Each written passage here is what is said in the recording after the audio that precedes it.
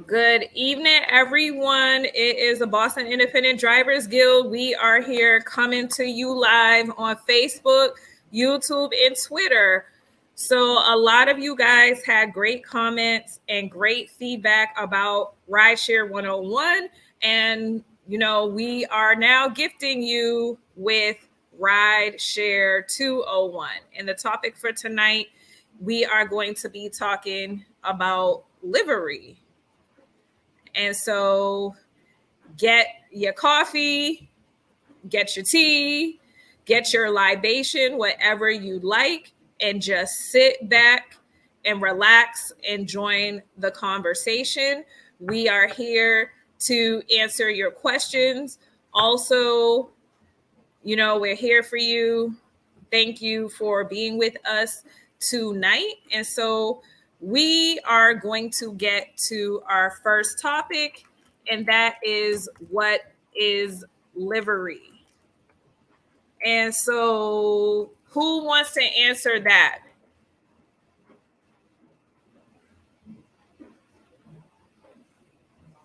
Anyone know? Don't everyone raise their hands all at once. I guess I'll go ahead. Livery is basically black car and luxury cars that exceed the parameters of a standard car. They're more luxurious, more spacious. They're operated by professional drivers who are mainly chauffeurs, limousine drivers, people who've been in that type of industry for many, many years, are professionally trained, and they rent those vehicles from companies for a specific amount of money per week, and they have to adhere to special parameters that we don't, and they do, and much harsher restrictions than we have. So they're held to a higher standard than we are. They have a 5-year limit on their cars, where we have a 10-year limit on our cars. So, yeah, that's about it. Wow, very, very informative. And so when we go to mass.gov, because you always want to get the government definition, and I'm going to put it in the chat. And so mass.gov says, what does it say? So, and for Massachusetts, the section of the code defines livery vehicles as any limousine or other vehicle which is designed to carry 15 or fewer passengers for hire, business, courtesy, employee shuttle, customer shuttle, charter, or other pre-arranged type of transportation. And what a lot of drivers don't realize is when Uber and Lyft first came into town, you actually had to have livery plates, which means that the standard of service, like Steve said, was at a higher level. You also have to carry an insurance policy, a livery insurance policy, and it's at least $1 million. And it usually costs about $5,000 per year to have that type of policy. And have any of you gentlemen ever done livery before? Yes, I have. No, not me. I haven't bothered messing around with that yet.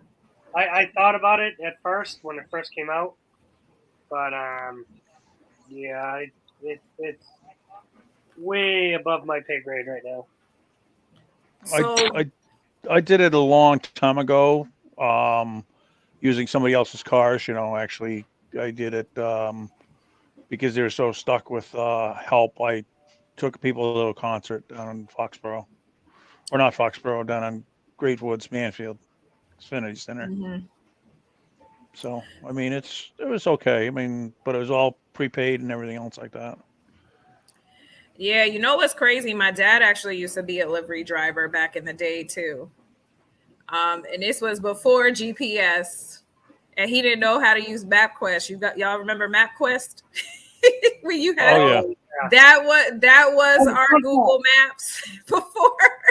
Tom. Yeah, Riding with the you're over lake, there. You the talk Hey about highway. Beth, you're driving. Beth, You're reading the I'm directions while you're driving. I'm gonna show my age. Oh, guacamole. I worked with paper maps. Okay, I Me Yeah, had me too. paper too. Back in the day. I did that too. paper I had paper maps and atlases. That's how I navigated around. So Damn, he took it back My, to the my first atlases. time, That's old school. my first time working as a truck driver, I used to have my backpack full of paper maps so I can make my yep, deliveries, yeah. and I'd go all around the different states, and I'd be in like, you know, just utter chaos trying to get around, and it's so nuts. Well, I always kept a membership with AAA. Yeah, you smart for doing that. I'm telling you, Oh that's yeah, a really, really smart thing to do. Let me yeah. tell you. And Because so, they would give the best maps in New York City because it would show all the one ways. And so when I had to go into New York City, like with the tour buses and stuff like that, I know all the one ways of where they are and stuff like that. They have all the arrows on different streets when they, moved them around and stuff like that. So it was good.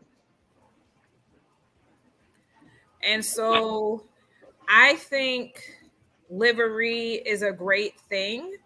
Um, and so, like Steve said, we're going to use this as a segue. What Steve said is too rich for his blood. You know, it takes money to make money. So we're going to get to our next topic, which is what are the pros and cons of livery? And so, like Steve said, it costs a lot of money for that insurance. And instead of replacing your vehicle every 10 years, you have to replace it every 5 years. You also got to wear a suit, Dave. I know my dad had to dress up in a You, suit with a cute you, little hat. You still gonna have to do that now, doing livery? you have to dress up nice. I know that because I have a It few friends who do it, and it very, defines very it depends on what definition of livery you're using. If you're driving a black car doing a limo, yeah, you should be in a suit. But if you're just doing like sedans and stuff like that every day, like medical livery plates, people don't dress up.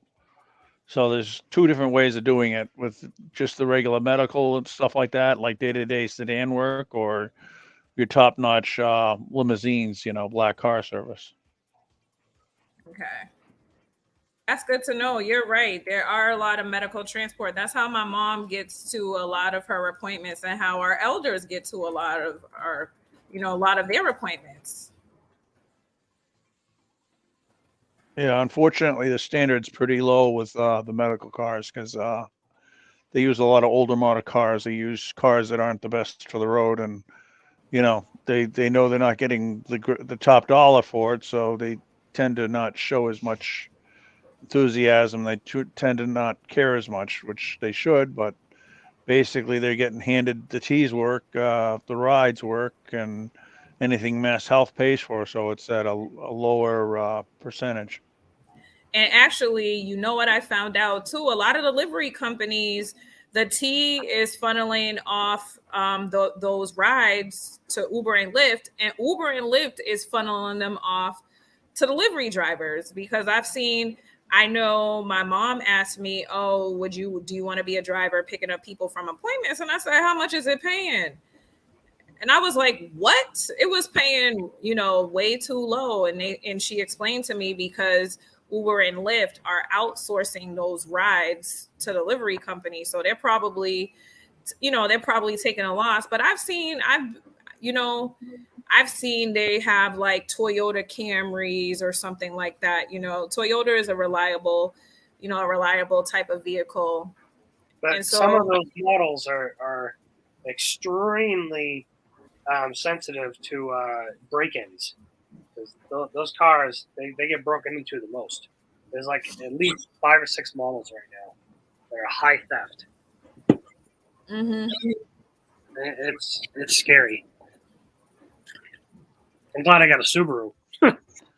Well, the parts for them are pretty easy because they're foreign and they're pretty much universal parts.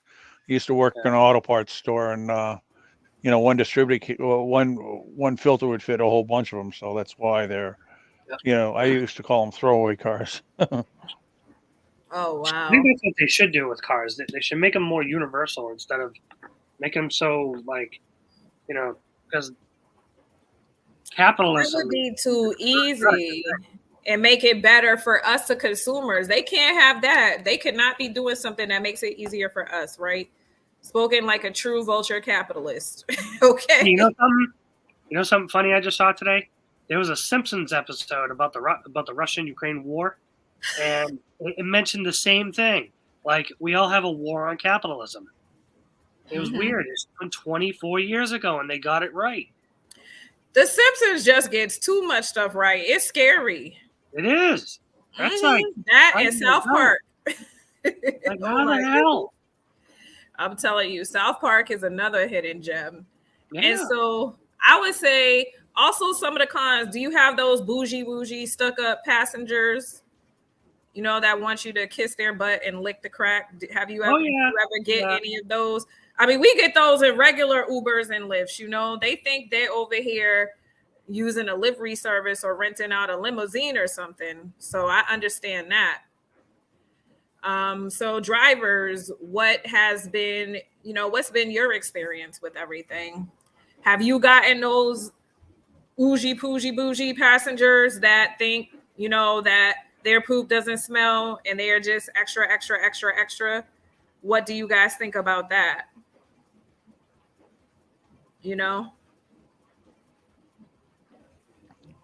Lyft has got something they call premium ride or premier ride, and they want you to be able to adjust the temperature to a certain temperature, and they want to let you know whether or not you're, Oh they yeah. want a cool ride, or they want you to help with the bags or something like that, and and they just say you'll get a little bit more if you get the right car for it, and I think they call it Premier or something like that. I forget exactly what they call it, but I had it. I was getting it for a little while with a certain car that I had, and then I get a different car and I didn't get them anymore. But it was never really, there's no more, there was a little more money from Lyft, but there was never any real big money in tips or anything else like that. These people, Fidelity and Investments, unfortunately, they were the ones that basically said that we pay our drivers commission. You don't need to tip your drivers, and it's gone like wildfire all over Boston. So a lot of people don't tip. Yeah. Another thing, you're right about that. Didn't they also add a feature that they would also, like if they didn't want to talk to you or they didn't want you to talk, they also notify you about that too? Isn't that true? Yeah, silent car. They wanted Silent silent. car, Yep, and no interaction or anything like that. no interaction. Yeah. Yeah. Which is kind of crazy. Is Steven still here? No, I think Steven maybe his internet is a little, a little rusty and everything. Oh, okay. So No, because he'll probably be back. okay. Well, I know I had to shut down because my wife was acting up a little bit, so I came back here. So Yeah. But I would say some of the cons too are the increase in vehicle maintenance expenses. If you have that Yukon Denali, that Cadillac Escalade, those nice rims, that's a lot in gas. And gas prices are higher right now than Bobby Brown was in the 90s. So I'm just saying. They're disrespectful. You're a good. That was a good one. All right. I like that one. That was I like good. the addition of a Bobby Brown fan. No disrespect, but it is what it is, baby. I'm just saying. And so, in those suits, man, you got to get those bad boys dry clean. So if you are wearing this suit, your dry cleaning bill goes up. Well, I'm about ready to try to get a little bit of extra doing even trying to get livery company that's definitely hiring around here.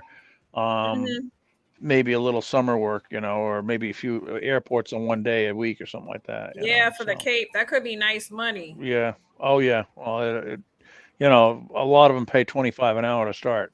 So if they're doing that, it's pretty good money. If you go to the airport and back, it's $75 easily just to drive over to the airport and come back. So that's another con. Increased gas prices. Con would be also increased dry cleaning bill. Dry cleaning bill for suits.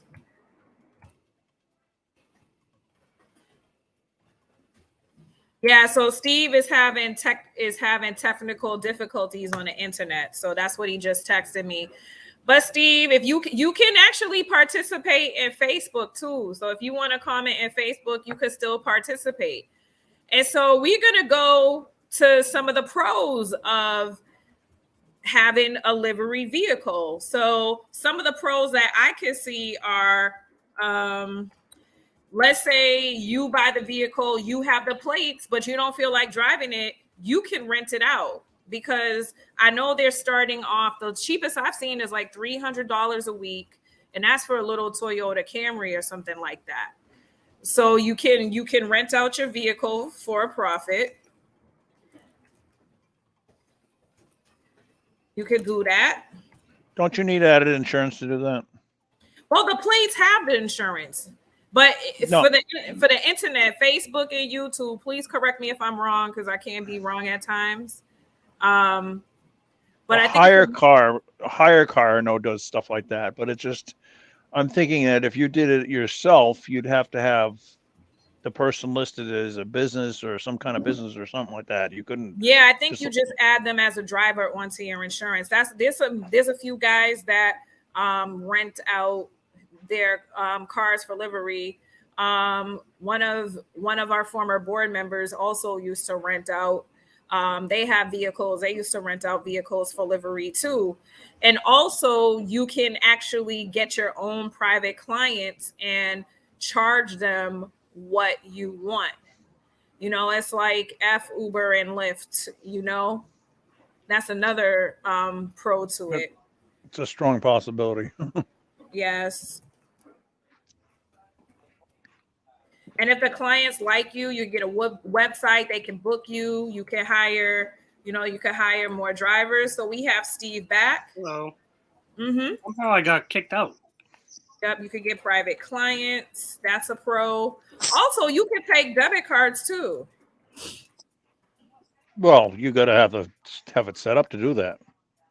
Yeah, but if you have stuff online, like I could take a credit card right through PayPal, right through Stripe. I have a Stripe, a Square, and a PayPal, and I'm not doing livery. So are you talking about livery? Mm-hmm. Yeah. You see the crawl? As a livery driver, you can charge your own rates and you could do that. But the everyday private Uber driver cannot, unless they have the finances. The financial ability to be able to do that. Yeah, all you have to do is just get Square. I've seen a lot of the some of the rideshare drivers that do have livery plates. And I helped them during the pandemic with the PPP and the idle. They do have Stripe because they're able to charge their clients. They do have those receipts. You just use a credit card processor.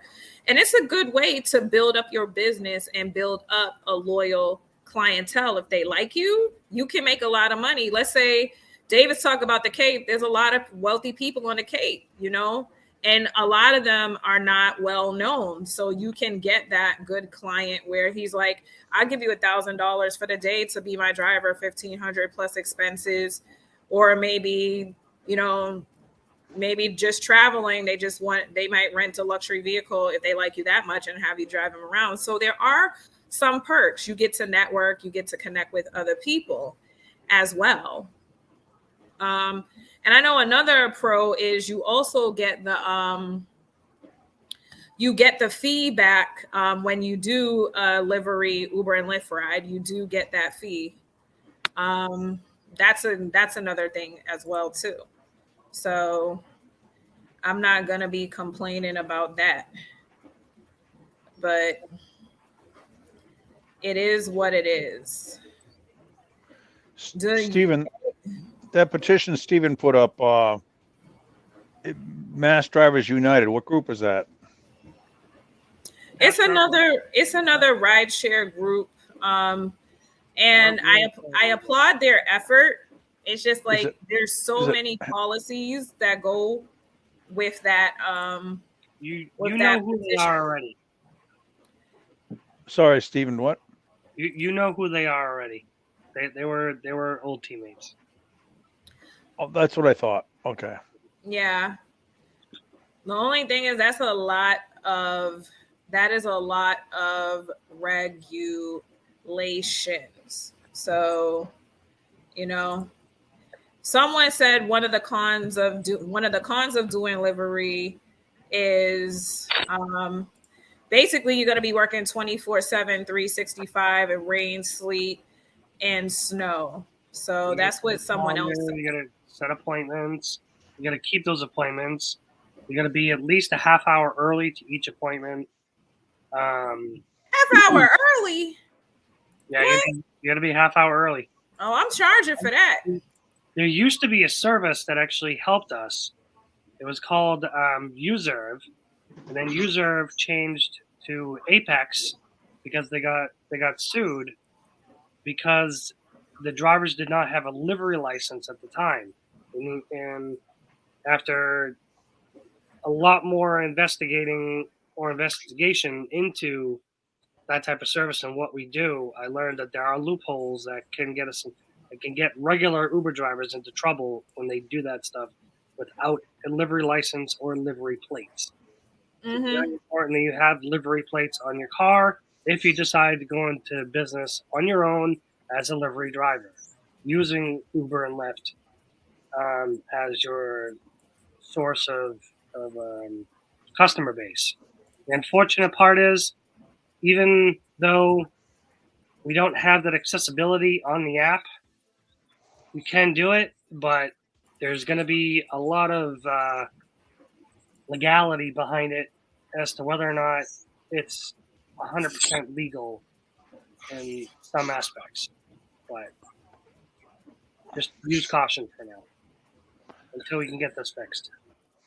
Okay, so Gay Rat, actually, Gay Rat is like the moderator of the Uber and Lyft professional Boston drivers group. So I just posted what some of his, pros and cons are, and then I'm going to post his cons. So he just said cost of the high insurance, bureaucratic procedure of obtaining and maintaining operating license and airport permits. Yeah, I'll say that because, Massport, it's like a pain. It's like you end up having a love-hate relationship with them sometimes. Oh, yeah. It can be complicated. It's a lot of policies, a lot of procedures, a lot of rules, a lot of red tape. So I do have to agree with Gay Rat with that. And lack of independently earned clients. That is true. However, a way to get around that is to join a networking group like BNI. I am a member of one of those for my business, and I could tell you that's where they refer you clients. And we're talking about every single person in BNI either has a business or represents a business. And we're talking about banks, moving companies, all types of corporations, Fortune 500, 1,000, 5,000 companies. So if you're looking to grow your business as a livery driver, you should really, really, really, really check that out. Especially a BNI or another networking group like that. Have your business cards, have your website up with your QR code so people can just scan and book you immediately. You want to make it as easily as possible to get your clients. You always want to do that, especially if you want to make money, especially like Gay Rat said, those corporate accounts. And also what a lot of people don't know is you can also get a contract because a lot of the livery drivers and Uber drivers and drivers with livery plates are people of color, are women-owned businesses. And what a lot of people don't know, you could register your business as a minority business enterprise. And then certain companies have to give a certain percentage. It's not a lot, maybe 5% of set aside contracts for minority business enterprises. And you just pass out your card, your capability statement, and you can end up getting those corporate contracts and really being able to build up a 6-figure a year business. So that's some of the secret sauce I know. I'm really good at networking and making connections and meeting people and meeting other business owners. So that's what I'm good at. You got to get with the times, get with the technology, and make sure they can book you online, because I know I'm one of the oldest millennials you could be. I like to scan the QR code. I like to do everything from my phone. I like to order online. So I know some of y'all livery drivers are old school. And if some of you guys that want to get into livery are old school, I applaud old school. I was raised by old school parents. My dad is still old school as heck. My mom knows how to text, but my dad doesn't. He's 82 years young.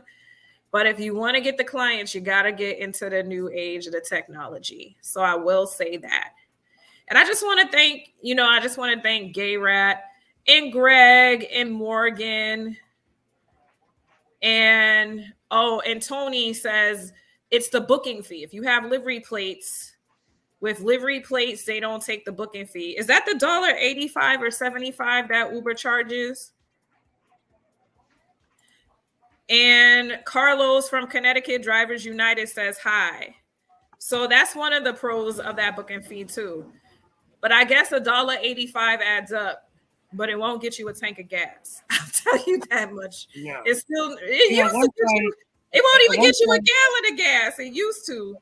At one time, we had asked Travis to raise the booking fee to $5 for $5 minimum, because that would cover the amount of mileage on short trips, depending on if it was long or short, and it was perfect. But in court, they couldn't justify the fee itself, so that was contested, and then later redacted, and so now we're back to where we are now. Yeah, it's unfortunate. So we're going to move on to our next topic, business structure. So how should you structure your livery business? So the way that most drivers that I see structure it, they're structuring it as a corporation. And what I always say is always consult a professional. Dave, do you know if the company that you drove livery for, was it a corporation or was it an LLC? Do you remember? I think it was an LLC. It was a taxi cab company that also did livery. Okay. And so I know usually check with a certified accountant. I do have a lot of experience with business taxes, especially small business taxes. I am a certified paid tax preparer. I have my PTIN with the IRS. My firm is certified. And I can say this. Usually they say it's good to be an LLC until you're making $40,000 a year and up. And then you can always go into an S corp or form a corporation if you're making more than that, because the tax advantages are a lot better if you use your LLC tax as an S corp after you make $40,000 a year. However, I am going to put a disclaimer: always consult a CPA or a tax mitigation attorney. You want to consult someone that knows how to lower your taxable burden the most. And I'll be honest with you, a CPA, a certified public accountant, doesn't always know how to do that. Sometimes you'll be paying more in taxes. I'm not going to call any of my family members out. I'm not going to say any names, but I'll just say this. Someone in my family just happens to be a CPA.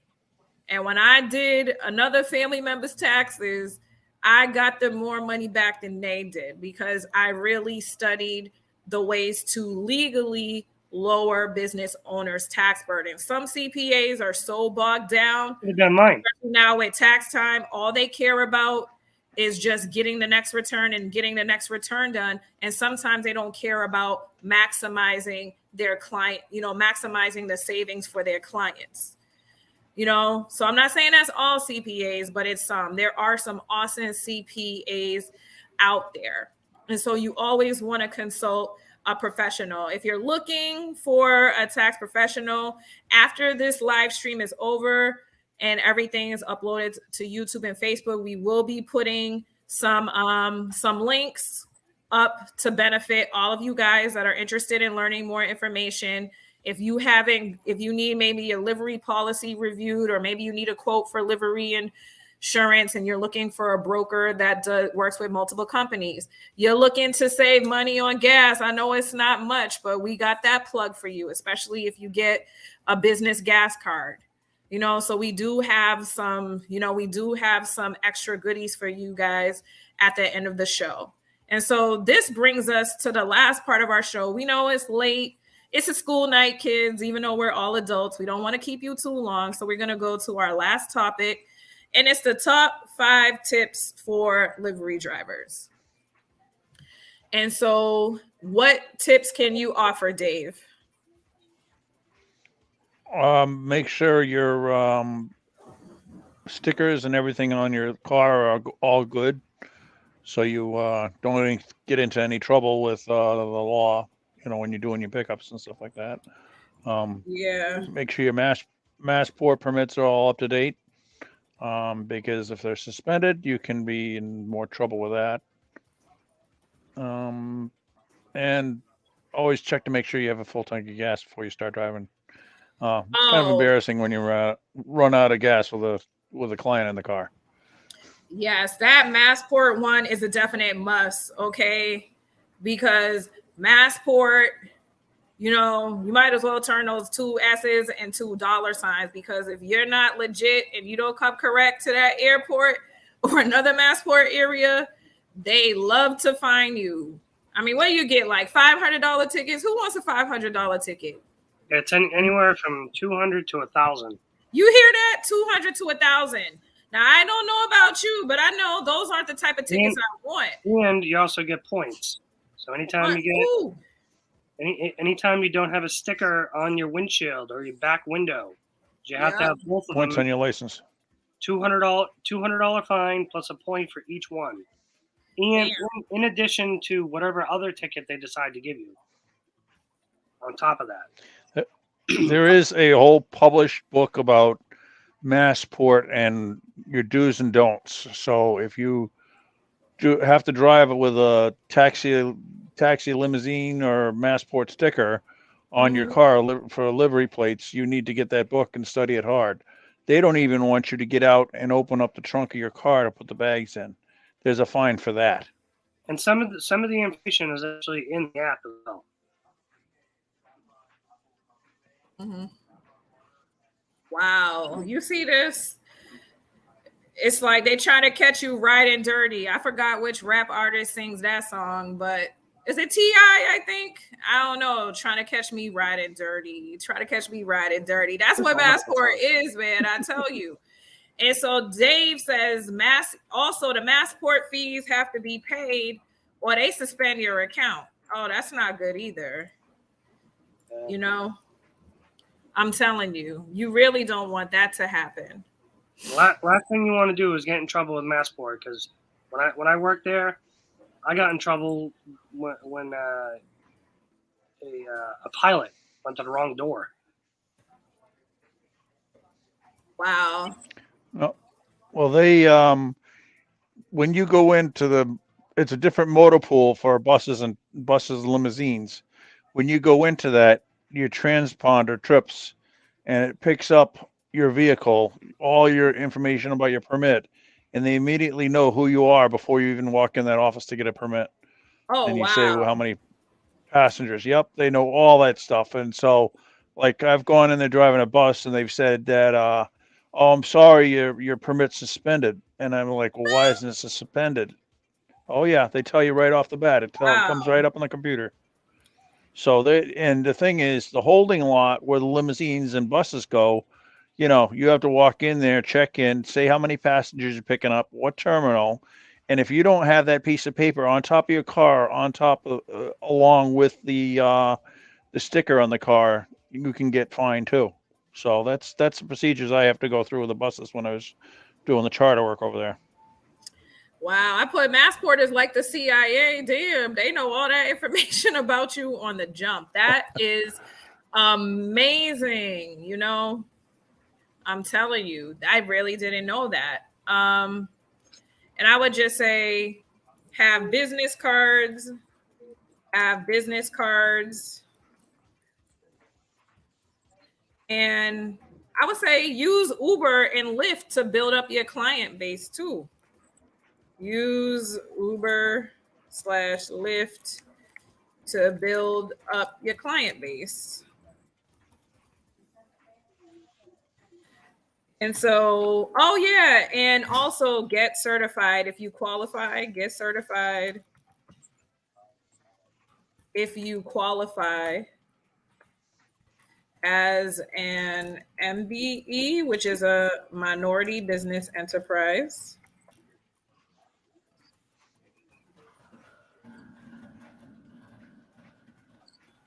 To go after contracts. And also just keep your cool and sign up for a business gas card, sign up for a business gas card. I mean, some of them have like 5 to 10 cents off a gallon. Some of them even 50 cents off a gallon. You just might have to, shop. And it'll, and if, your capital is not that high, you have 7 days, 14 days, or even 30 days, to pay back. So that gives you leeway once you get those business cards, those business. It's just in. What's just in? What does it say? Can you read it for us, Steve? Because I can't really see it too well. It says, building a better community. In the next few weeks, we'll be asking all riders and drivers and couriers to recommit to our community guidelines in the Uber app. What does that even mean? No, I have a question for everyone. How many of y'all have actually, like, let's say when you had to get on Facebook, you had to get on Twitter, YouTube, even when you sign up for a business bank account online, any app on your phone, how many people actually read the terms of service and guidelines for that? I don't know if you can show this, but try and show it. I'm gonna send it to you right now. I think I might be able to share it on my screen. It's the photo. So I'm gonna try to share my screen. Hold on one second. Share my screen. Share screen. Let's see.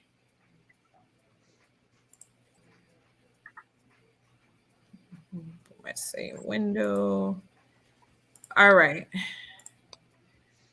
So Steve sent this to me. Building a better community together. In the next few weeks, we'll be asking all riders, drivers, and couriers to recommit to our community guidelines in the Uber app. Like I said, who reads that? Nobody even knows what the community guidelines are. I'm trying to tell you. Like I said, I'm probably one of the few people that actually, I'm the person that reads everything. When Uber sends those new terms of service, I read that garbage. I send them an email afterwards. I'm the nerd that does that. But most people don't do that. Like 90%, 95% of people aren't going to do that. They're just going to go do it, whatever, just so they could use the platform. Because how many times have passengers violated those community guidelines? Passengers don't even want to wear their masks. And I go in Ubers and Lyfts all the time. You have to check off that you have to wear a mask, that you're wearing one just to get in. And passengers still won't comply. Nope. So what's that going to do? What is that going to do? It's not going to do anything. Well, they don't ride with you if they don't comply. Yeah, Oh but no, then what they do is they put it on, and then when you look in your rear view mirror, it's down. They just take it off. So that's what's been happening. That's what a lot of our drivers are talking about. Oh, you know, we forgot to add here, get a dash camera. Get a dash camera. Yeah, get a dash especially for insurance, for liability, you know, for everything. That's from a lot of unwanted situations that you're going to find yourself in as a Uber driver, no matter what you may think. It's helped me out quite a few times already, and you know, it's not fun being in that situation where you get screwed. So don't get screwed. Sometimes though, you know, you might, once you build up a relationship with certain amount of your private clients and you establish, you know, some rapport, some trust, sometimes they might not want everything, you know, everything to be filmed. So then I understand not recording everything, but at least looking out, like driving, you want to at least have that part of your dash cam on, because we know how people drive. People in Boston love to cut you off, you know, and then it's always been in the past, oh, you hit someone from behind, it's your fault. But if they cut in from another lane and you don't have enough time to brake, you can show that dash cam footage to the insurance company and then it's their fault. So dash cam is a lifesaver for a lot of people. We'll also be posting the link for that. So thank you so much. You know, it's been great with you guys. Also, if you're we're also going to be posting a link to an insurance guy. If you're looking to get another quote on your livery policy, if you're looking to get a quote for livery, if you're looking to take the next step and really, really, really take ride sharing seriously, you know, as, you know, and, you know, charging what you want, take a control of what you charge your clients. We will be posting, you know, some fun links for you, some fun facts afterwards. Thank you so much for joining us this evening. Take care, everyone. And I'm not a praying person, but if I was, I'd be praying for lower gas prices. So have a good night, everyone. Okay. All right. You too.